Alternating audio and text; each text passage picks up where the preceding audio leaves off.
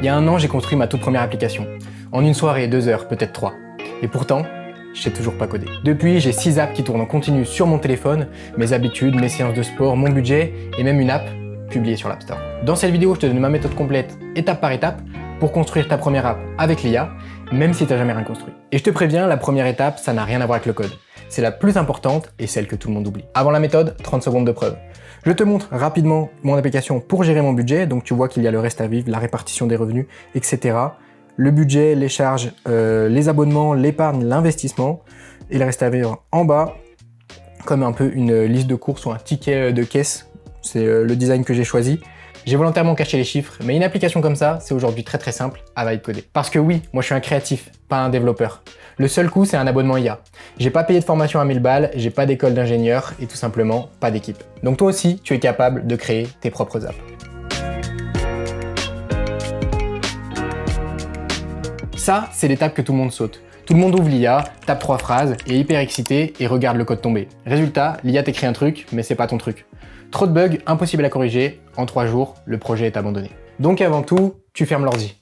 Tu te poses et tu te concentres sur qu'est-ce que tu veux faire. Quelle est ton idée, c'est quoi ton app, à quoi elle sert, pour qui, quels écrans tu veux mettre, quel parcours utilisateur, bref, tu l'imagines avant qu'elle ne soit créée. Fais des schémas, écris-le noir sur blanc en français. La phase d'idéation, c'est la phase la plus importante dans la construction d'une app. Et ça, pour ne pas le rater, faut tout simplement te faire aider. Tu retrouveras en description le lien vers un fichier que tu peux donner directement à ton IA avant de lui parler, et elle va te poser des questions, moins de 50, pour que tu puisses définir exactement ce qu'est ton projet, comment tu vas l'articuler et comment tu vas le construire. Je vous le donne gratuitement, le but c'est que vous transformez vos idées en projets concrets. Deuxième étape, on ne construit toujours pas. Il faut penser les contraintes avant qu'elles n'arrivent. Où va vivre ton app? Est-ce que c'est sur ton téléphone, sur le web, sur l'App Store? Où vont être stockées les données? Est-ce que tu as besoin de compte utilisateur? Il faut tout penser. Je te rassure, ces questions elles ont l'air techniques mais en vrai elles le sont pas. Tu peux discuter avec l'IA et tout simplement trouver un outil pour chaque étape. En voulant mettre une application sur l'App Store, je les ai découvertes un peu tard avec mon projet DALL-E et forcément, je veux pas que vous fassiez la même erreur. Parce que ça m'aurait économisé plusieurs jours de vibe coding. D'ailleurs, si tu veux voir ce qu'est DALL-E, je t'encourage à aller voir ma dernière vidéo. Et là, c'est pas un coup de baguette magique. C'est plusieurs centaines, voire plusieurs milliers d'allers-retours pour construire visuellement petit à petit ton app. Tu demandes un truc, tu testes. Il y a un truc qui casse, tu copies le message d'erreur, tu cherches à le comprendre et tu le règles avec l'IA.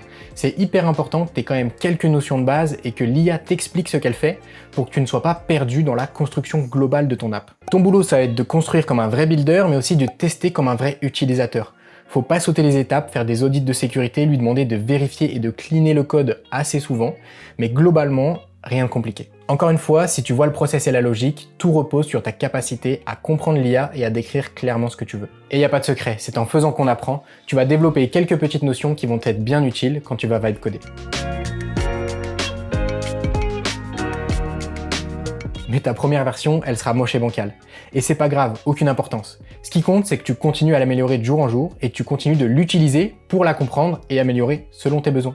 Par exemple, mon tracker d'habitude. Ça fait plus de 200 jours que je l'utilise et 200 jours que je l'améliore. Tout simplement, à chaque fois, tu vas penser à des petites fonctionnalités, des trucs en plus, des trucs à corriger. Et c'est là qu'on voit la grosse force du vibe coding, c'est qu'on peut avoir des apps complètement personnalisées pour nous, selon nos besoins et ce qu'on recherche. Et en plus, c'est là que tu apprends vraiment. Au début, j'y passais que quelques heures par semaine et maintenant, je dois passer entre 15 et 30 heures par semaine à coder avec l'IA. Voilà la méthode. Tu imagines et tu poses le contexte, t'anticipes les contraintes, tu construis, tu corriges et tu améliores chaque jour. 1 an après ma première soirée de build, je ne sais toujours pas coder. Et pourtant, j'ai 6 apps qui tournent en continu sur mon téléphone chaque jour. Parce que le code, ça n'a jamais été la vraie barrière. La vraie barrière, c'est la clarté. Savoir ce que tu veux, savoir l'expliquer et ne pas abandonner au premier bug. Et ça, c'est un travail de créatif, pas d'ingénieur. Et pour le premier fichier dont je t'ai parlé, il est disponible dans le lien en description. Il va te poser un peu moins de 50 questions pour définir ton projet. Tu peux le mettre sur ton Claude, ton GPT ou ton Gemini. Ce sera du plus large au plus précis et te permettra de démarrer dans des bonnes conditions. C'est complètement gratuit et si tu veux voir comment cette méthode m'a permis de construire mon app DALL-E, je t'invite à aller voir la dernière vidéo. Si tu as aimé cette vidéo, n'hésite pas à la liker et à t'abonner si tu veux plus de contenu sur l'IA.